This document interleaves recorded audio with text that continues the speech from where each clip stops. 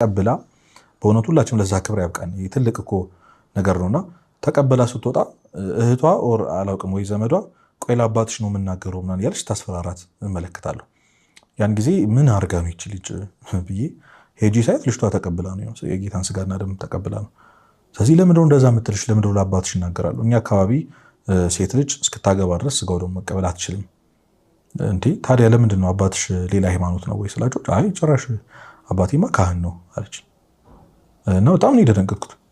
እዛ አካባቢ ቤተክርስቲያን ውስጥ ሰዎች ሆነው እንኳን ይሄ እንግዲህ ካህናትን ክብር ዝቅ ለማለት አይደለም፣ ግን ሰው ሁሉ የክርስቶስን ስጋና ደም መቀበል መቁረብ የሚለውን ነገር የሚተነትንበት መንገድ ሁሉ በየመንገዱ ወይም ደግሞ በየራሱ በየአመለካከቱ በየማህበረሰቡ አመለካከት ነው ሼፕ የሆን ነው ማለት ነውና ብዙዎቻችን እውነቴን ነው የምላችሁ ነው ብለን የምናስበው ነገር ሁሉ ቤተክርስቲያን የማታስተምረው ነው። አብዛኞቻችን ይህንን በብዙ ወጣቶች ጥያቄ ተመልክቻለሁ።